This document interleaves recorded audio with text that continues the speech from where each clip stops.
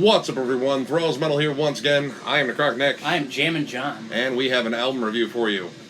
So this one came out actually last week, but we wanted to review some fun, heavy, disgusting, nasty shit. Right. And this album popped up. Ruin Lust, with their new album, Choir of Babel. This came out, again, on the 13th of March. On 20 Buck Spin, which generally if it's on 20 Buck Spin, I'm pretty damn interested. This band is from New York City, formed in 2011, did break up in 2013, and then reformed last year. This is their third full length, and their drummer is actually a member of black metal band Venom, and he is also the main vocalist on here too. There's going to be some Tomb Mold comparisons. That makes sense. So the album opens up the title track, and right away you get massive sounding drums. Yeah. Dude. And a flat out murky atmosphere, which get used to that, man, because there is. This is a dense recording. Yeah. It's just like a buzzsawed ambient drone over these giant gritty tribal drums. It just from the rip, it just sounds nasty. Heavy, the very definition of heavy. Even underneath this guitar tone, there is like an ambient sort of drone. It might have been vocal, it might have been a sample. We're not real sure. It is so layered and dense, it is just disgusting. And as soon as the song really gets into full gear, you get blackened death metal, but it's a really interesting style of blackened death metal. It's very sludgy. And to me, really, it reminded, when that drum beat kicks in, it reminds me of, a blackened grindcore. Yeah, actually, there's definitely some grind moments on there. I was like, this is weird. It's very just dissonant and ugly at all times. Yeah, there's not a point in this album from start to finish where it's not just this gruesome, gritty, grisly, just ugh. Yep. A lot of G words there. Yeah. Wow, yeah, vocabulary. I love the vocal delivery on here. And you get two different vocalists. You get I believe the bassist or guitarist is a backup vocalist, and he does these more tortured shouts, which they really pick the spots well to use his vocals because it's generally an extra cavernous spot. Yes. Because his vocals seem to have more reverb on them, and the main vocals, which are the drummers, are just deep, gurgly, very similar to Incantation, which, believe me, this band has a lot of similarities to Incantation, except I think they're even noisier. Because there's an element of noise metal to this. Yes. A lot of the moments on here, I swear it was like someone turned up a TV on a static channel and then played guitar over it. It reminded me a lot of Portal. I am not the world's biggest Portal fan by means. They do what they do. They do what they do, but it reminds me of Portal a lot.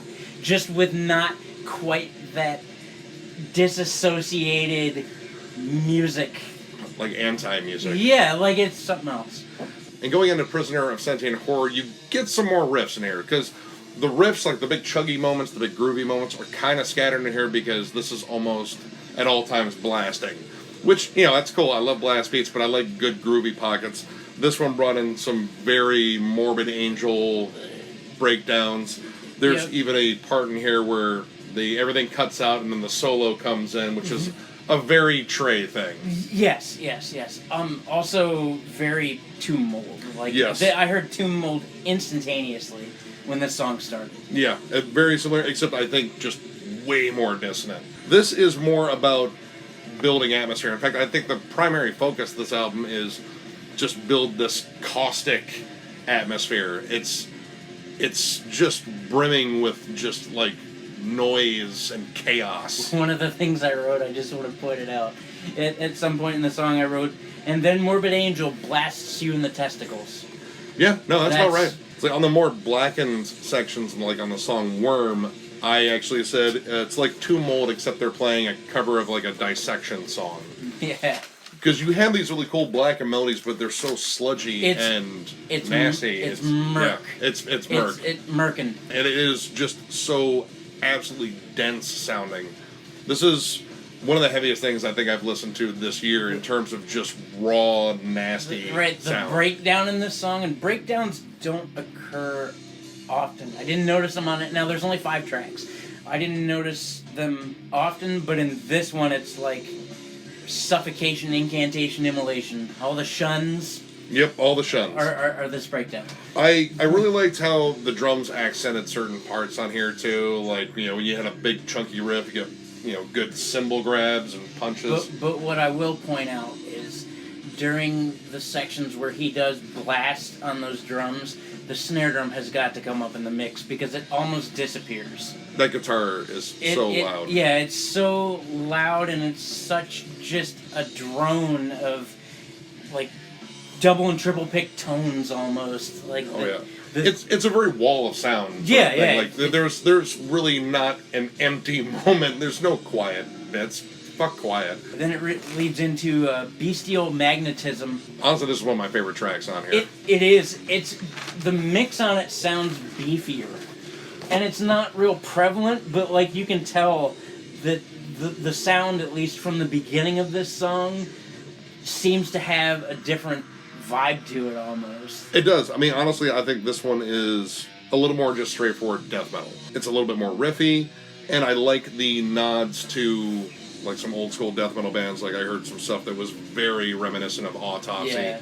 Like it's just about bringing grit and sludge. It isn't as much about like the noisy feedback and all the atmosphere. Another thing I will say about this song though is that it's kind of easy to zone out to. Yes. And when I say that, I mean like I was writing, notes and then looking at my phone, and then before I realized that we were at a different part in the song. And the breakdown was good. It was disgusting, but it took way too long to get there. Yeah. By the time they got to that actual breakdown, I was already done with the song. Bestial would describe this entire album. It is animalistic in its ferocity, but it kind of loses you in terms of like song structure and big hooks. There are some on here, and there are enough moments on here that would distinguish tracks, but unfortunately they kind of do run together a bit. Again, this was probably one of my favorite tracks here just because it was a little bit more riffy, and I love riffs. But again, there were some issues with songs blending together. But we get to the closing track. And that's what I want to bring up in a rite of binding. To me, personally, it was still good as far as like the grit tone was concerned. It was still good as far as the overall, I think, sound and mode of the record that they were looking to produce. However, it gets kind of repetitive. And it's like that throughout the album, but by the time you get to the end, the lack of dynamic that there is in the song, it just becomes repetitive. Like they're just repeating everything that they've given to you throughout the course of the record anyway. I mean, there were moments on the song that I liked. They brought back the more cavernous howls from the other singer, which I thought was good. And again, those are placed in the album really well. I did like when they got down to the single tone, when they started getting into that Death Doom breakdown, because you could really hear the power of this guitar tone with those just single chords. Yeah. Massive. But this thing stayed on too long. Right, and I did hit a moment. There was a moment, and I don't know if you heard it, where the riff dropped out. There was a brief moment where it's just silence. It almost dies around the midsection while the vocalist is being castrated. Yeah. So. But he's, being drowned in, like, ultra thick, cold gravy. They have such a nasty atmosphere. But this part just goes on too long. Way too long. And, I was kind of getting taken out of it. Like, it was a point where when the guitarists drop out, they come back in just as, like, swilling feedback, and then slowly you start hearing this dissonant melody come in. But the bass is honestly what's carrying it. The melody is being carried by the bass. Sure. And it's a cool melody, but again, it goes on for too long. Right. And then they close out the song with, like, 40 seconds left of a cool breakdown. But by then, you're just kind of exhausted from drone. It's just drone, doom, drone, and then noise. And then, the song does come back in, the drums come back in, and it finishes. But I'm already done with the song. I was kind of surprised they actually tacked on that last little bit, because at that point, you had 40 seconds left. You might as well just done a long feedback. You might as well just go out with feedback, or the sound of you murdering someone or something. Yeah, overall, I think it's an interesting listen. If you're looking for something that is sublimely fucking raw and noisy, cavernous, caustic, yeah, dude, just gritty as hell, this is your album. Is your record. You'll dig 100%. If this is what you look for in metal, then it's all here in this album. You know, if not, stay away from it. It's going to be too much. I liked moments in here. I liked quite a fair amount of moments in here, but as a whole, it just became kind of a chore to listen to, especially when it came down to the last track. So I'm going to give it 3 stars. I think it's good, and I want to hear more by this band, just because this sound is just massive sounding, and I just appreciate the levels of excess they went to make this as heavy as possible. I mean, yeah, that's a thing. I would like some more, like, distinguished moments in there that really stand out. That's really my only gripe, is I need more dynamic in there. Content. But if I'm just going for raw heaviness, yeah, I'll probably jam this one again. I'll say the same thing, although I'm going to give it 2.5. And my thing is again, while it's a nasty, heavy album, and there are definite moments that are priceless as far as I'm concerned, the overall feel of this album, and I think what they were trying to go for, I think gets beaten down a little bit too much, because it is repetitive. It's grossly repetitive. While there's a lot to be said for that, I think in a 5-song EP, after being gone for a while, you probably want to add a little bit more content. And the lack of overall content dynamic for me, part changes, it lacked groove at a lot of times. Yeah. And just that blasted noise. Like, that's cool, but it wasn't enough for me to write home about. So I'm going to say 2.5. Still good, just not what I would have liked to have seen overall from what it started as. Yeah. Like, I thought it was going to go into a different place or go into a different style of music with the first, when it first busts out of the gate, but it didn't. It stuck with the meat and potatoes of what it is. So, if you like the video, give it a thumbs up. And if you are new to the channel, subscribe, because once we hit 1,000 subs, we are going to do a giveaway for a Cryptopsy hoodie. And we are so close. We're getting there. And we appreciate every last one of you. Thank you very much for coming aboard. Cheers to you fuckers all day.